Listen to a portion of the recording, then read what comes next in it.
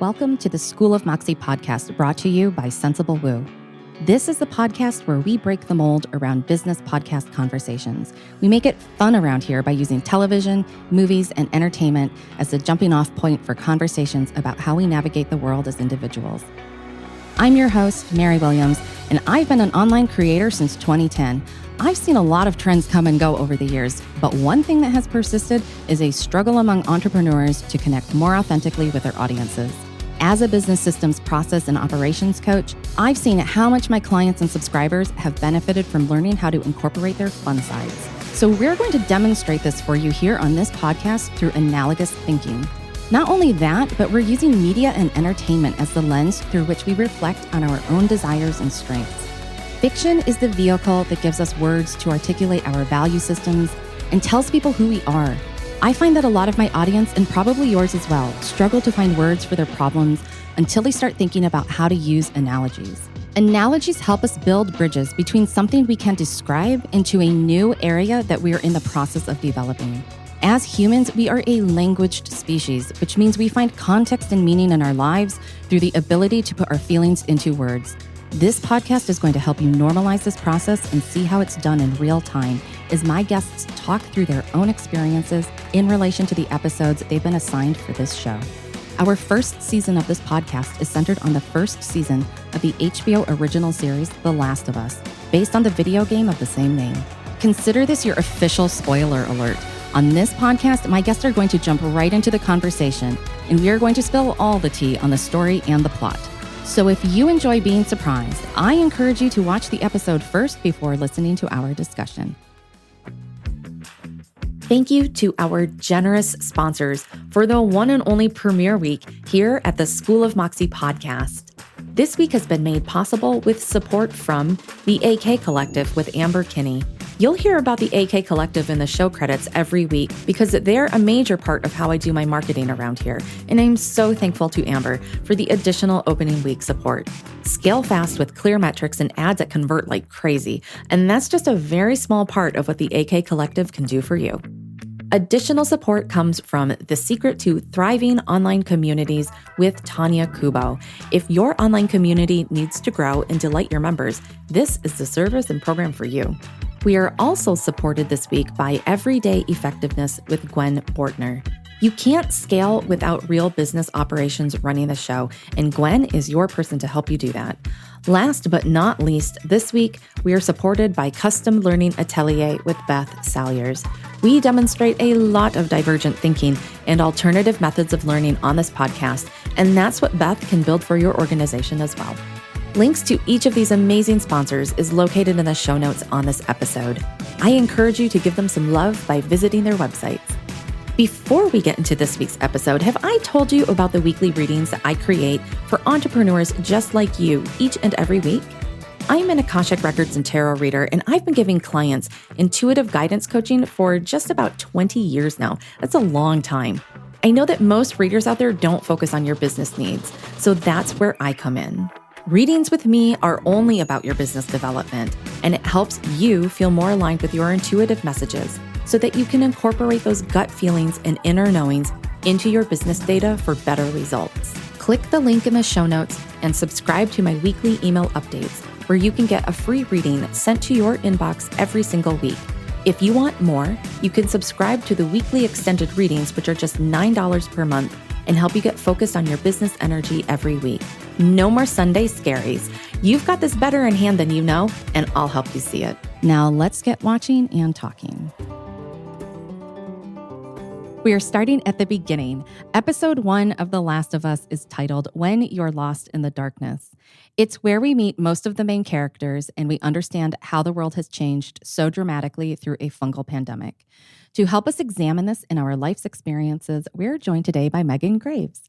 Megan is a performance coach, and I know her as my ADHD coach. She works with CEOs and their staff to improve operations, communication between team members and management, leadership skills, efficiency in tackling projects and daily tasks, accomplishments of both short and long-term career goals, and execution of responsibilities. Megan has a real strength for helping individuals set priorities and take quick action to exceed the expectations. She holds people accountable and supports them in their continued personal and professional growth. I can tell you, as someone who has needed help with ADHD, Megan will help you get to a place where you have greater daily ease organizing, prioritizing, accomplishing, and balancing all of the demands placed on you. Sounds like the perfect set of skills that we all need to survive an apocalypse. Megan, welcome to the show. And thank you for being one of my very first guests who was holding space for better business conversations. Thank you. I'm so excited to be here. This is going to be a really great conversation. Wow, that was a mouthful of my intro, wasn't it? It was. It's a lot. It's good, though. It was good. If people don't get it, I don't know. Maybe they're not meant to survive the apocalypse. Possibly. Okay, so this is a big episode. It's basically 90 minutes. It's basically a feature-length film, a short one. And so there's a lot of material, but I feel like I personally find that this is the most exciting episode of the entire season. I really love origin stories. I love seeing how people came to be in this predicament. And we really get to see that in this episode. And there's a lot of beautiful nuance in it. So the first key point that just to kind of kick us off is that every business starts with a bang, whether it's dramatic or not. And then there's the period after the initial rush. Some of us love to chase the rush. In this episode, we see a very dramatic scene play out. It sets the stage for a lot of character motivation, especially on Joel's part, and he is our protagonist. What kind of origin stories have you seen that have left scars on entrepreneurs, possibly even yourself? Well, first, I think drawing a parallel between episode 1 and the difference between when we see them having their everyday lives where it's peaceful and relaxed. And then there's this big moment where everything changes and kind of panic ensues. And then you've kind of got the time after that line in the sand where everything has shifted and you've got to reorient. I think you have the exact same timeline when you start a business. You have sort of this peaceful idea about what it's going to be like to get your business up and running. And it seems pretty everyday. And then you actually launch the thing. And that is that line in the sand moment that we saw in episode 1 when it felt like the whole world was exploding. Yeah. And it literally was, wasn't it? Bombs were going off, military was everywhere. And when we start businesses, I think very few of us have any real idea of exactly how hard and scary it's going to be until we actually get into it. Yeah. And then once we're in it, we've got so many hats to wear and so many different experiences that we go through trying to figure out how to do the thing correctly.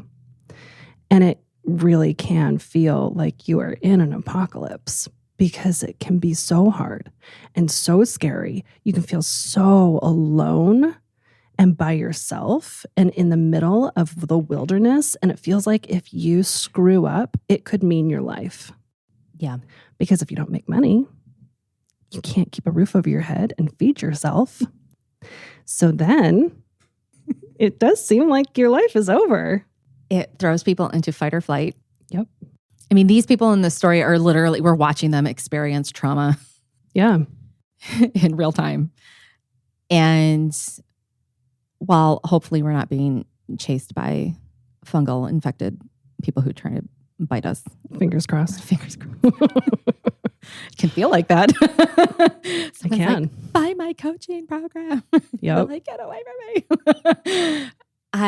I was really struck in this watching that outbreak on Outbreak Day and just drawing like a couple of like really obvious parallels to our world that we've been living in. I mean, you got to be living under a rock not to recognize the parallels to like having lived through a COVID outbreak. And right. It wasn't The Last of Us, but it was very jarring. It's unexpected. It's what we call a pattern interrupt. Yep. And for a lot of entrepreneurs, I think it is that feeling of life or death. A lot of us did exceptionally well during our real pandemic. Yeah. Because it forced the whole world online, and a lot of us had been online, and we were like, finally, you learned how to use Zoom. It's so true. I was in that boat. I was totally in that boat. I had my best year ever. Yeah. End of 2020, all the way through 2021, best year ever. And it was great. In this world, the fictional world, like that's obviously not the case. Like society literally collapses. Yeah. But I think that there are people entrepreneurs who feel like that almost on a daily basis. Like right now, so we're recording this in the summer of 2023. There is not an official recession going on, but this question about recession fears has come up in all these communities that I coach in, you coach in other people's communities too. Yep. And I find that so fascinating because that fear of recession is just like these people in this story of like this fear of getting sick and this fear of society collapsing. A financial collapse is a type of a collapse of society. And absolutely. And I wonder, when we're trying to navigate that in our entrepreneurial journey, like how do we keep going forward when sometimes this stuff does leave really big scars? Like Joel loses his daughter, Sarah. The death is ugly. Yeah. And, we might not be losing, say, a child, but like some of us, our businesses have died in the past. Yeah. It feels like losing a child. Yeah. It's your business baby. We call them business babies. Yeah. And they can leave really big scars. Absolutely, it can. Birthing a business is paralleled with birthing a human child or having a pet baby. It changes you. You become a totally different person. You've got to step up in ways that you never had to before. It grows you. Your emotional intelligence will change and grow. Your maturity shifts. Your intelligence around how to do things changes. And you expand yourself to be able to deal with all of the potholes in the road while you're trying to figure out how to keep your business afloat or just get it off the ground in the first place. And when you hit hard times, it can be very scary, especially if you've grown your business to a place where you've got staff and you're facing a recession or the potential for a recession, and you're not really sure how recession-proof you are until you've gone through one or two of them. And it can be a very terrifying ordeal, especially because when you have to support other people or even just yourself with your business, you're relying on yourself or other people are relying on you. And if there's a failure there, what does that say? The message a lot of times is, I can't be relied upon. I think all of us want to be Joel in our businesses, in our lives. But there's a burden that comes with that. He's the hero of the story. He is the very stereotypical alpha in that he is a protector and he is a rescuer and he is very much in charge. Yeah. All business owners have to have a very similar mindset, and it is not for the faint of heart. And when you go into business for the first time, I don't think anybody really knows that that's how much of that kind of energy that you've got to embody. And it takes falling down a bunch of times before you start to realize just how strong you need to be able to keep your business running and moving. Yeah. Pandemic aside, there's a lot to it. And then you've got things like the pandemic on top of it to add the chaos. Yeah. And if you weren't online, good luck. There was a bunch of chaos there. And there's a lot of struggle that's happened just in the last 4 years for us. But even those 4 years aside, running a business is not a cakewalk. And I think a lot of people think, I'm going to be my own boss. It's going to be so great. I'm going to be in charge. And then they actually get in charge and they do become their own boss. And then the shiny of that statement becomes tarnished. And you realize just how much brute force you've got to bring to what's going on, to how you're moving forward. People see what they want to see. And they see, I think a lot of people during our COVID, they saw a bunch of us who worked from home and they're like, oh, doesn't that look so nice? It must look so easy. Like, you just find some clients and get paid. And you're like, bitch, do you know what I have done to make this thing fly? So when I didn't think about it till now when you were talking, And I like had this mental imagery in my head of that scene when we first see Joel again 20 years later, and he's picked up like a real shit job to like earn what is the equivalent of like their currency, dollars or whatever, putting euthanized bodies into, you know, a pyre, into a fire to burn them. Right. And I can still see his face, you know, the bandanas, he's like just pulled it down. So it's like kind of that tired hero shot. And I'm like, oh, he's a tired entrepreneur 20 years later. Yep. The weary. He's like, yeah, I can handle that kid body. Like I've seen it all, you know, and kind of numb. Very numb. Yeah. Do you think that a lot of our entrepreneurs right now are dealing with that numbness? Yeah, they are. I don't know if they would necessarily all call it numbness. I think a lot of people are calling it burnout. Yeah. But there's definitely a shift that has happened as a result of the trauma that people have endured with all that's been demanded of them because of COVID and how we had to change everything over the last 3 years. And it wasn't just business trauma. We were also managing personal trauma because our entire universe flipped upside down. We couldn't be outside. We couldn't be with people. Everything that makes us healthy and happy was taken from us. We had to figure out how to create new equilibriums from a bubble within our homes and these tiny little spaces. And man, running a business is hard all by itself. But then when you add on top of it life trauma, that's a whole nother ball game. Yeah. And it was interesting that everybody experienced the same kind of trauma together, because a lot of times business owners will have personal life trauma going on and other people don't necessarily know that you're having a hard time. And there's a glamour to owning a business that you want to keep this very polished exterior, like everything's fine.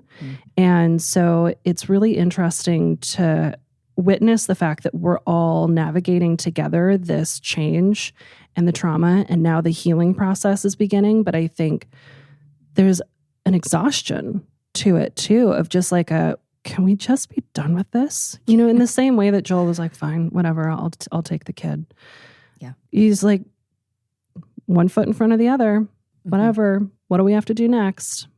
And I think a lot of entrepreneurs in this moment in time are in the same space where they're just like trying to keep their heads down, trying to keep going. They've survived the worst of it and they know it, but we still have a ways to go to get back to where it feels less hard. Yes. And I'm also thinking to like past the halfway point in this episode where Joel and Tess find Marlene and she's shot, so she can't do the mission she had, which was to get Ellie to whatever Firefly base camp because they're going to try to make a vaccine or whatever. And you see Joel and Tess like business partners. I mean, they really are. And they like have their little huddle. And they're like, is this going to give us what we need right now? And they're so weary. And they're just like, okay, these are the terms. Yeah, we'll take the job. Because they're like, we need the job right now. Yeah. And they don't, but they're pretty adamant. They're like, we do not smuggle people. Yep. And I feel like I'm seeing entrepreneurs right now. It's like, we don't smuggle people. Okay, we'll take the job. Yep. Reluctant willingness for survival, for what must be. And that comes back to entrepreneurs recognizing their why. There has to be one. Yep. It fuels you. It keeps you going. When you lose sight of it, that's when you really buckle. It could have been a very different story if those two business partners decided not to smuggle people, right? End of story. That would have nothing left for us to watch. And yet there was enough fueling the motivation for them to accept a change in what they normally do. And I think we all faced a lot of that in our own businesses. I think a lot of like government institutions over COVID were forced to go online in ways that they never wanted to. I work with a lot of law firms and they have to deal with court systems who were stuck in the 50s. They were still doing fax. They were doing most things by paper courier. So there was all this very ancient way of doing business that was making a lot of law firms insane because they were trying to come into today's technology and they couldn't get the courts to come along until COVID happened. Mm-hmm. And it forced that machine, the government machine, to transform in ways that it had been dragging its feet on for 70 years. Yeah. And it was very positive in a lot of ways to see the transformation that COVID forced because we couldn't be around each other. We had to find ways to electronically communicate and interface with each other and keep things running. So just the transformation to get people from paper to online in certain areas was the trauma itself. Yeah. And they made the switch because they had to. The government had to keep going. So they figured it out. But the transformation was a hard choice for them to make. They didn't want to make it. And that's true of most of our businesses. All of us had to change on some level on how we were doing things. You and I both have online businesses. We're very comfortable in that space, but we were still doing in-person networking. We were building relationships in person. We were going to coffee with people. We built relationship in real time in person. Yeah. Not to say that we didn't do some online, but we did a lot in person. And for that to be taken away from us, that was a huge shock all by itself. It was. And the really interesting phenomenon that I noticed was how much, just to build a bridge, people took what they had done in person and they tried to just exactly cookie cutter put it onto, say, Zoom. Right. Which doesn't work. No. Hate to break that to people, but it doesn't work. And I think when you see a fictionalized story like this and you see how society is trying to rebuild itself, I think the thing that humanity has such a hard time with is recognizing that when there is a major disruption, the system has to change. Your systems of operations have to change. And you're not going to do it like you used to do it. What got you there ain't going to get you here. And, we're watching this civilization really struggle, but like they've tried to put in a government, like how they used to have a government that ran things. It's not working. Right. And, later in the series, we get to see a whole community of people who have completely changed how they live and they're living in harmony, not in a survival state. And it's a completely different operating system. Yeah. And I think that for our entrepreneurs who are going to watch the show along with us while we talk about it like this, I think for the ones who are really feeling like COVID really did a number on them, I think one of the best things you can learn is like, in what ways did the operating system change for me? Am I still trying to duplicate what was? Because even though our world has opened up, like we're not wearing masks pretty much for the most part anymore. We have gone back to doing some in-person things. You and I have been doing some things together here in town. But they are different. Yeah, they are. And whether we're talking about mid or post-COVID experience or the Last of Us pandemic experience, I think the highlight for me that's really popping out is that all of it reinforces our flexibility. And those who are unwilling to get good at the pivot fail. Yeah. Flexibility is so essential for all of it, right? Adaptability. Yes. Joel is cranky and grumpy when we first meet him, and he's very stoic and sort of this like ice face where he just doesn't have a lot of expression. Yeah. And he's just sort of going through the motions, and you can tell he's trying to just bear it and get on with his life. And I think to a great extent what we watch is his evolution of continuing to show us that even though he's stoic on the outside, he's got this tremendous strength for flexibility, adaptability, and the ability to pivot. Yeah. He can deal with things that come at him really fast in very crazy scenarios. And the same is true for business owners. Mm-hmm. We have a lot of unexpected things happen. A lot of them can be very scary, and it can threaten the livelihood of our business. And if we don't have the skills or the reflexes to figure out how to make those pivots and those changes, then it does break our business and our ability to move forward. And some people can have a really traumatic experience and have it kind of almost ruin their business, and eventually they can crawl back and make it better. But a lot of people don't survive those pivots because they don't ever figure out how to shrink their ego enough to be able to pivot and grow and change and keep that ability to adapt in the forefront. I love that you just brought up ego, because I think in order to survive change, your ego has to die. Yeah. And just from a metaphorical business perspective, I love, Tessa was one of my favorite characters. She died too soon. Yeah. But I watch, the way she operated with Joel, and she really was the one in control. Yeah. And you could see her put her ego aside multiple times. She does it in this episode where when we first meet her, like she's been beaten up and she's just like, I'm going to put my ego aside. And she's like, let's just move on. Yeah. Like, let me re-engineer this deal that went shitty.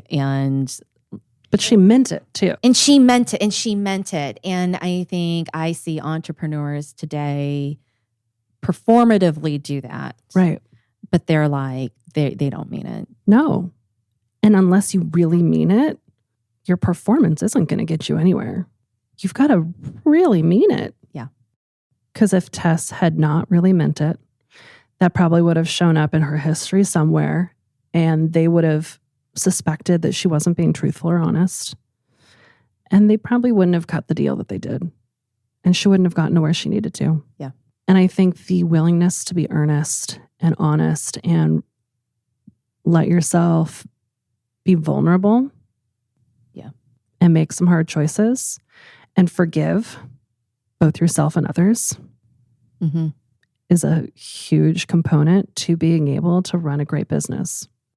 I mean, I see Tessa as such a great example of that. I mean, I'm even just thinking, and I know we're getting into episode 2 here, but that even the way she dies, she's like, she thinks of a plan for the benefit of everyone else. Yep. And she's like, and I'm going to die anyway, so let me just finish this whole thing and put a period on the end of the sentence and do it right. Yeah. And she does. Yep. I'm like, it's pretty badass. She's got incredible character that you see through and through with every action and decision that she makes. Yeah. And she came to being that way through her hardship. We're 20 plus years in to them being in this new world. She probably had a lot of those personality traits before the world ended, but I think they must have been strengthened by everything that she's gone through. And isn't it interesting how personalities are brought forward and stronger when they are put through hardship? For better or for worse, it could be bad traits. Some people's bad traits really come out in hardship, but then there's other people where their best qualities shine and get stronger when they're going through hardship too.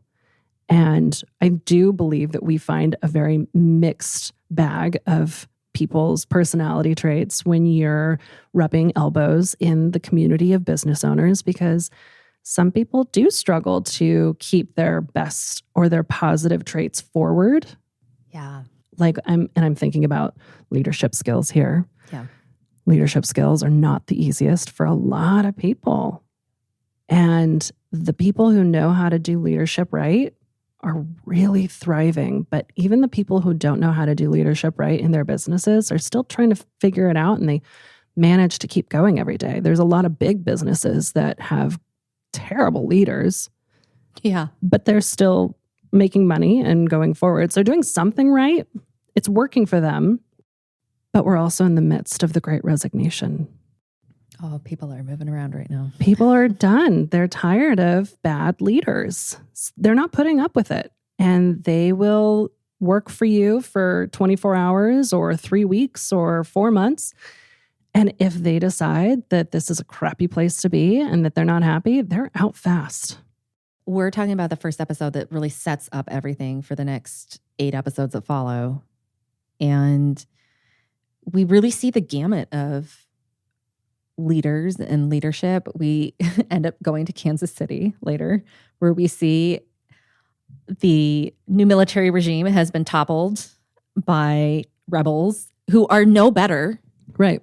than the government that they just displaced. Right. And then we see, people off in their own little pod way out in the middle of nowhere where nobody can find them. And then you find people who've sequestered themselves, completely isolated themselves out of survival, and like a whole spectrum in between. Yeah. And I think it's just such a beautiful way of seeing our business communities too. Yeah. Because it's everywhere. We're seeing all of the same traits all the time. Mm-hmm. Is not a result of like the pandemic. This has been happening since before pandemic, during pandemic, after pandemic. Yep. And I think there comes a point where like an entrepreneur has to say like, okay, what are my values? When am I going to, take a stand on like what really matters to me? And you had brought up the big why earlier, which was our second point we wanted to talk through today. So I kind of want to segue into that. Yeah. Because Sarah dies in Joel's arms and he never really recovers from it. No. Not even after he finds healing through Ellie. No. Because in the end, he still betrays her. Yep. So Joel's driving need to never be hurt again affects him at like every turn. And I'm wondering like, how do we maintain a healthy connection to our big why? Like in what ways are we seeing entrepreneurs affected by aversion to pain and discomfort? Because they're fighting for their big why, whether it's a healthy version or an unhealthy version.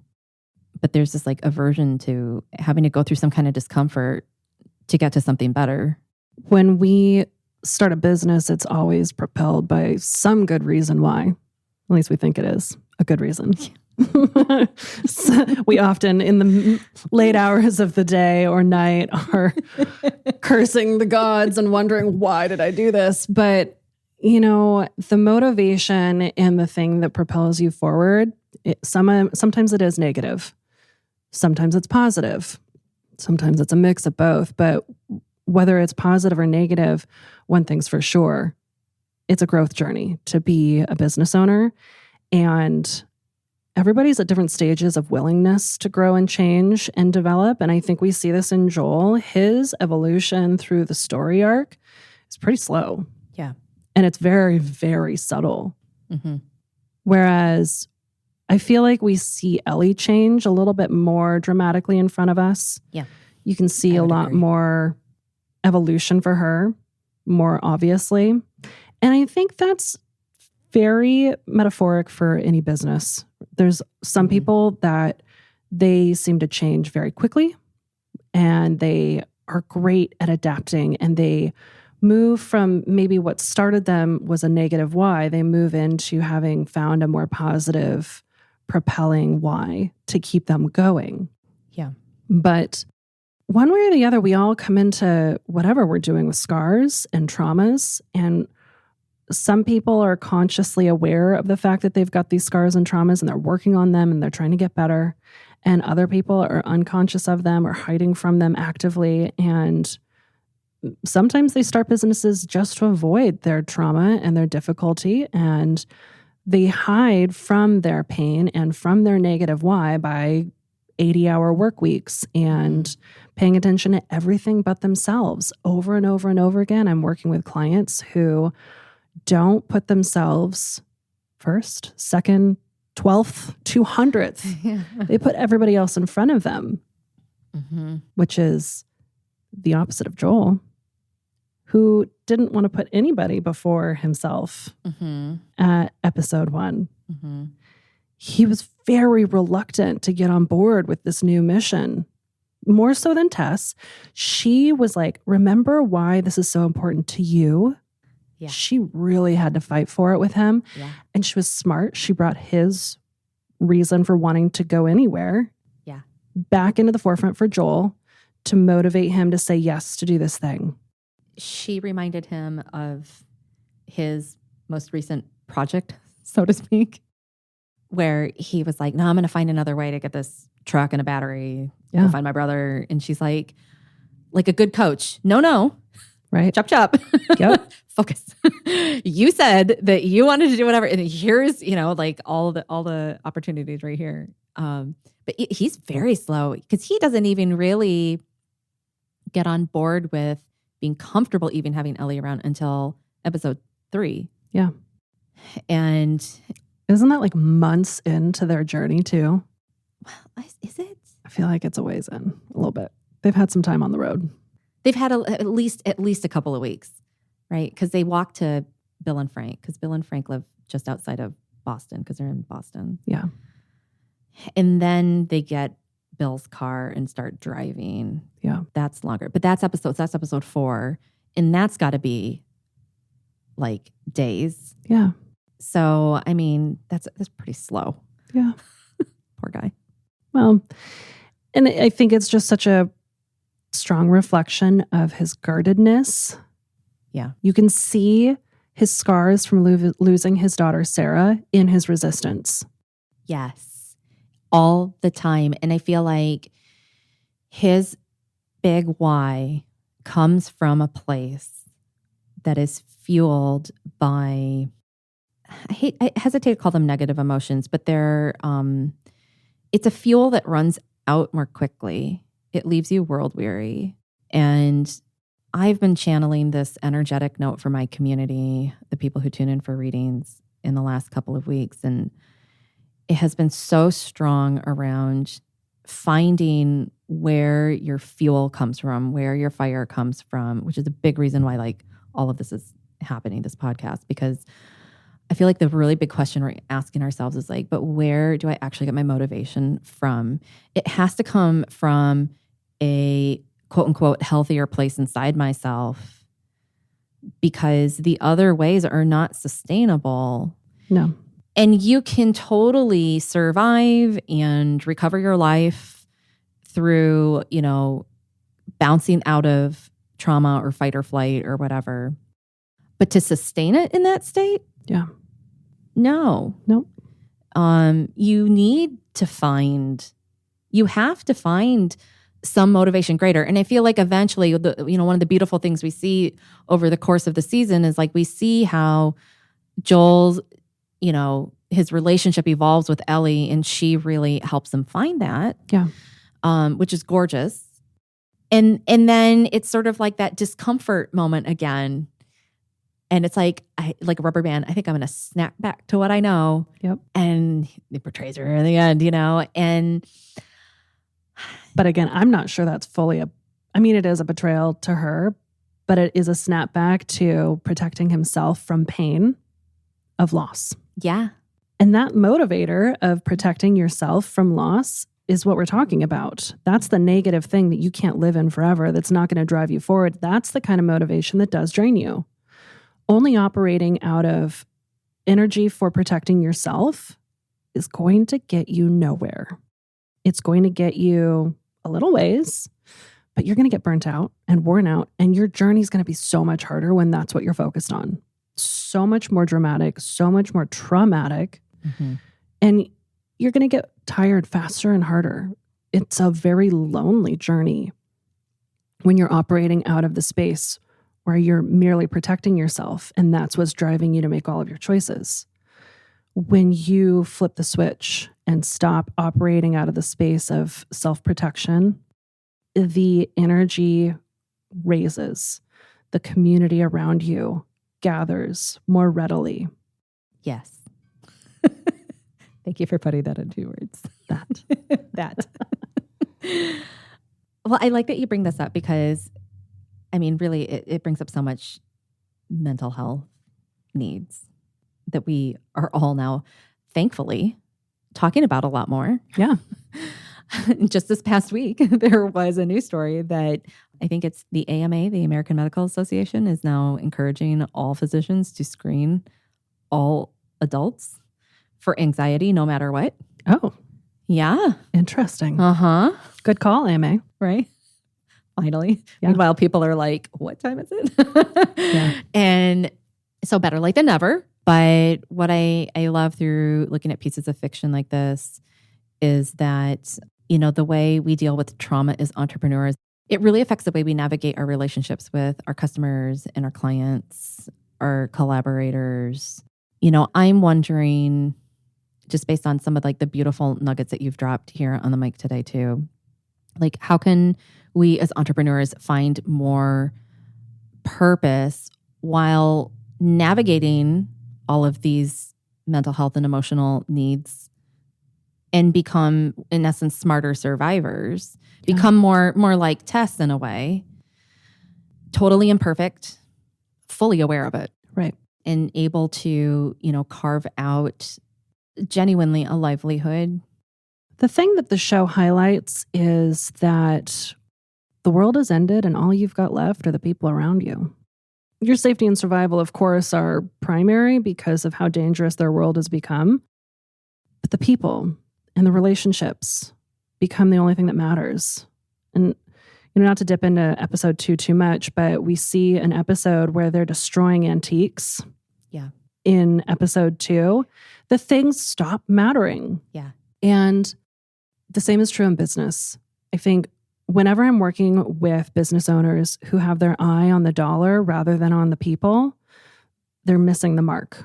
And when you can refocus on the humanity of it all and remember that what's most important is taking care of people, then you're going to win every time. When you can really look out for the well-being of everyone around you, including yourself, that's when everyone's not just surviving, they're thriving. Oh, here. And I was just thinking too, like when you said you're left with the people around you, and I thought in that world, there's outbreak day. We get to see it. And you end up where you end up based on where you ran, literally. Yes. And those are the people around you. Yep. And when our pandemic broke out, where you ran to was you need to stay home and quarantine. Yeah. We can use the internet. We can get online. And I saw people who were like, well, shit, I look at the people around me. This doesn't look like a very good picture. The divorce rate during the pandemic skyrocketed. Law firms that were in family law were thriving. Yeah. Because people were like, nope, I'm out. They had been able to spend enough time away from their spouse that they were continuing to stay married. But all of a sudden, you force two people into a very small space and all of the troubles they were ignoring become impossible to ignore. Mm-hmm. And it is very much in your face and you've got to deal with it. And I think that can happen a lot just in running a business. Your own failings, shortcomings, things that you're not great at are put right in your face and you've got to deal with it. Yeah. Or it's going to be over. I think anytime somebody's doing something performative, and I feel like this first episode shows us the reality of like how you can't be performative when you have to navigate a complete change from a system you knew to a system that is completely new. Yeah. If you're performative, you are left with like not a whole lot. No. And I just feel like we have so much more choice to choose what communities we choose to end up in a quarantine zone with, so to speak. It's true. And I don't know what the exact phrasing is, but there's something about you are the combination of the 5 people you keep nearest to you or something like that. Yes. Yep. This is oftentimes applied socially, but the reality is that it takes business owners who are in their infancy a minute to recognize that when they swim in small ponds with other small business owners, not only can the community become kind of incestuous because nobody has money, but the only people you're buying from are the people that are nearest to you in your networking group. Yeah.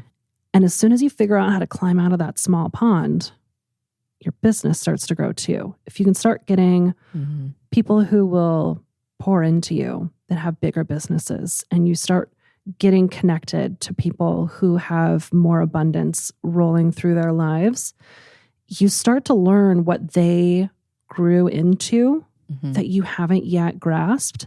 And you start to add some of those new lessons into your experience and you change, which changes your business. And then you start to more naturally spend time with other business owners who have much bigger businesses. And your growth journey starts to escalate in a positive way. But some people never make it out of those small spaces, right? In the same way that people a lot of times just stay living in the QZs. I think there's a lot of business owners that They build their businesses up enough that they can survive on it. Yeah. And then they leave it at that. It's good enough. Yeah. But then there's other business owners who they want more than that. They want to make a bigger impact. They want to grow. They want to be able to see more audience. And they find ways to claw and scrape their way out of that small space into working with bigger people. But I find that threshold between the small business spaces and the medium-sized spaces can be a tricky one to traverse for a lot of our smaller business owners. They're in the small business space for a reason. They don't really know exactly how to jump the hurdle. Yeah. I feel like this is, interestingly, it is reflected through Marlene in this episode when we first meet her and she's talking with one of her probably second in command type people who doesn't really understand what the strategy is, why they've been doing what they're doing. Right. And she's like, because we're all going to leave. And she's like, what do you mean we're going to leave? We're the resistance. And she's like, there is a bigger path to follow over here. And this is what we're going to do. And I think a lot of our entrepreneurs are like, no, I know these four walls of this QZ. Yep. And I'm the resistance, damn it. And I'm going to do the thing. And it's like, there's a whole world out there. Yeah. And it's going to, be dangerous. And you got to traverse, the great wilderness. But, if you're part of something bigger and you can make that change and you've got the resources, which they clearly do, the characters do, even though they end up getting ambushed. But I think that our business community sometimes forgets that just because you're inside your quarantine zone, so to speak, doesn't mean you have to stay there. But it is terrifying to think about leaving. It is. Because you don't know what's on the other side of the wall. And even Ellie tells stories while they're walking. She's like, I thought I was a mess out here. Yep. Everyone said these stories. Yes. Yeah. And that is the protection mode that we all fall into around ourselves and our businesses. Better to deal with the devil you know than the devil you don't. Mm-hmm. And that can't be any more wrong when you apply it to your business. Because when you get out of your comfort zone, then you start thriving. The more you get to grow and change and develop, and you learn that it's not as scary as you thought it was. Yeah. Is it hard? Yes. Is it often arduous? Absolutely. Are there risks? Definitely. Do you still need to stay alert? You sure do. But we see in The Last of Us, through the story arc, there are lots of time when Joe and Ellie go lengths of time without having to fight the infected. There's a lot of open spaces where they're safe. Most of the time.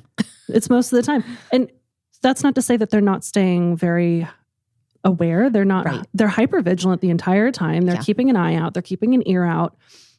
And you see them practicing good safety. So they are being careful. Yeah. But they're also not letting their fear keep them in one place. No. And, it was funny because the show creators got a lot of flack from the gamer community because when you play a video game, the whole point is to shoot the zombies. Right. And they were like, there's not enough infected. There's not enough monsters. And they were like, that's so boring. This is a show. You're not just going to watch that week after week after week. This is not The Walking Dead. Thank God. And they're like, this is a character drama. It's about the people. And the honest to God truth is in this world, you can be really scared of the infected and they pose a very real risk. Yep. Serious one. But the worst risk, the worst thing are the other people. Yes. Who do horrible things to each other. Yes. And I feel like our entrepreneurs forget this lesson a lot. They're afraid of these existential crises or recession or something that is really out of their control. And when it's in front of you, you will deal with it and you'll get through it. Mm-hmm. But otherwise, there's a lot of stuff happening around you that is human powered. Yep. And we really need to pay attention to those kinds of things. Yes. Choosing your circle wisely is essential in being able to have one experience over another, right? When you're living in a QZ, it's a very violent experience. Yeah. It's very dangerous. It's brutal.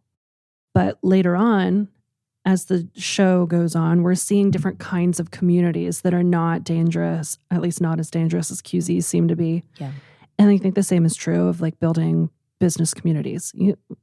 We talk about it a lot, the concept of finding your tribe.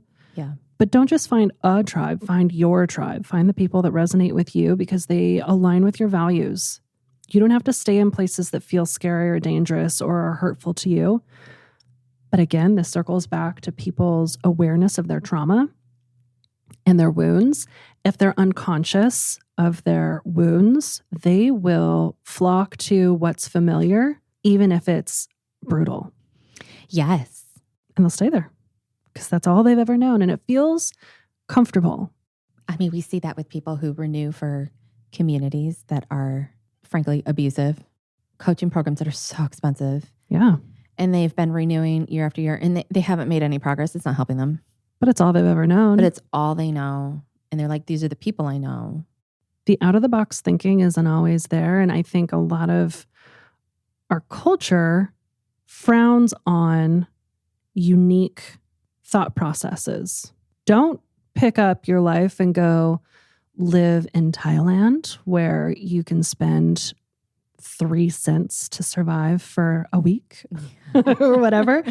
That's unconventional and ridiculous. You need to be here and buy a house with a white picket fence and have a dog and 2 kids. And, if you're going to own a business, then it should be part of the community and giving back to the community. And it needs to make a certain amount of extra money. And you need to look a certain way and sound a certain way. And the reality is that we're all making it up.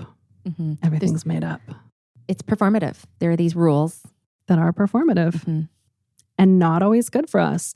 And for people who struggle within the confines of what the culture prescribes, when they can make the brave choice to break out of those confines and go on their hero's journey, getting themselves to make a business that reflects who they are, that's when people start to grow healthy.